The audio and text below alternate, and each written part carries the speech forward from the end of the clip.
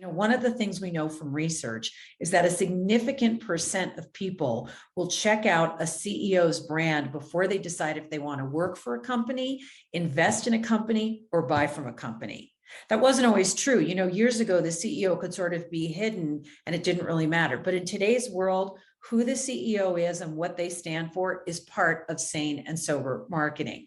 So to me, part of drunk marketing is when companies think, or CEOs specifically think, that all they have to do is just build the brand of their business and they don't have to worry about their own personal CEO brand. And the reality is that's just not true in the world we live in today.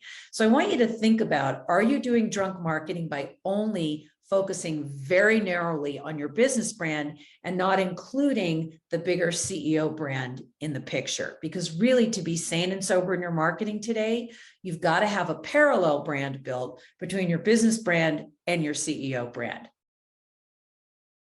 But I think it's really important to think about, what do you want from your marketing? In other words, do you want your marketing to build more brand equity? Do you want more people to know about who you are? Do you want your marketing to create more potential business and clients in the funnel, right? Do you want your marketing to actually close more business so that you want people at the end of your funnel to be able to drop down and close? What is it that you want? Do you want from your marketing to reshape or rebrand the way that you're thought of in the marketplace?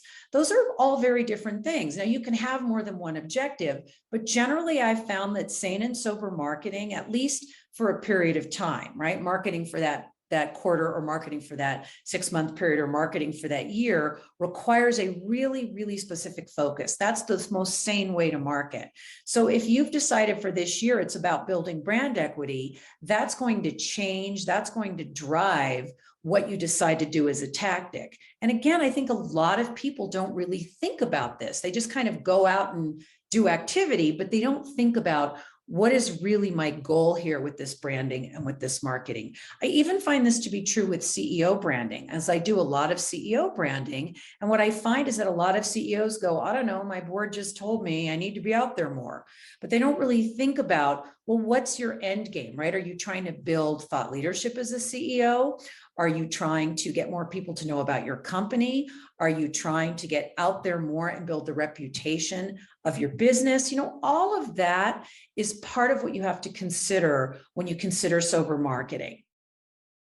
CEOs I've worked with will say they want to get on television or they want to be interviewed by media, but they just want to leap right into it. They want to just go right out and do it. Well, I think that's drunk marketing, because as good as some of those people may be at speaking or at giving presentations, there's a certain kind of talent you need and a certain kind of training you need, more even than talent, to be able to give a great video interview, or to be able to give a great media interview, or a TV interview, or a radio or a podcast interview. And that has to do with a certain kind of media training, and that's thought leadership media training, where you know exactly what the statistics are that you want to use that make your point, where you have the stories that make you point, where you have the analogies that make your point, right? Where you have all of the central ideas that make your point. When you've got all of that in place, then you're able to shape either a business or a personal brand when you have those interviews, and really be congruent and consistent with your brand messaging. Again, whether it's a personal brand, a CEO brand, a business brand, it doesn't matter. It's that ability to have your message be really well honed and really consistent.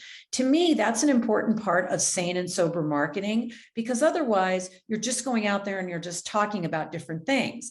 And many times a client will come to me, a CEO will come to me, and when I watch their video interviews, or I listen to interviews they've been on radio or podcast, their messaging is all over the place. Well, that's drunk marketing, because the key to having really solid branding and marketing is consistency. So I really want you to think about, what are your core messages? What are the statistics you want to use? What are your core messages?